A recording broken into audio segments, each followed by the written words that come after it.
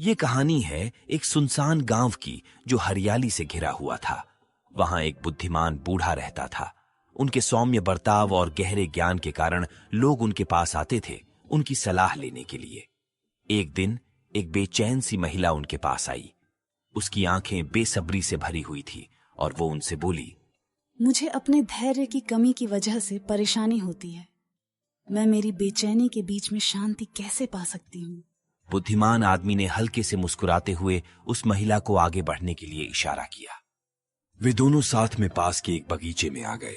वहां एक ऊंचा आड़ू का पेड़ था जिस पर पकने के लिए अभी कच्चे फल लगे थे।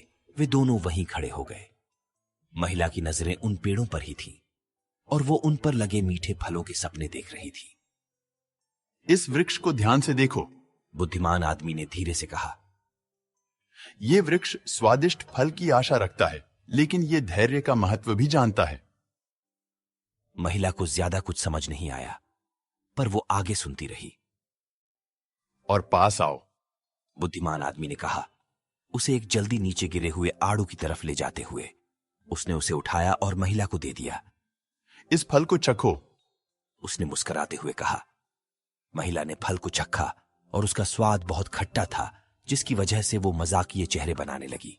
देखा, वृक्ष फलों के पकने के लिए धैर्य रखता है क्योंकि यह समझता है कि सच्ची मिठास समय के साथ आती है। अगर वो जल्दी करेगा तो फल का स्वाद कड़वा और असंतोषजनक होगा। धीरे धीरे महिला को समझ में आने लगा। उसने समझ लिया कि प्रतीक्षा करना सिर्फ समय को बर्बाद करना नहीं है, बल्कि यह एक प्रक्रिया है जो किसी भी काम को अंत में सफल और मधुर बनाने में मदद करती है। उसने महसूस किया कि जीवन में सबसे अच्छी चीजें इंतजार करने के लायक हैं। वृक्ष की तरह ही हम सभी को अपने जीवन में थोड़ा धैर्य रखने की जरूरत है। ये केवल समय काटने के बारे में नहीं है, ये जीवन को गहरा और मीठा बनाने के बारे में है। इसलिए हमें हमेशा फिनिश लाइन पर भागने की बजाय यात्रा के हर कदम का आनंद लेना चाहिए और रास्ते में होने वाले सभी अनुभवों से सीखना चाहिए।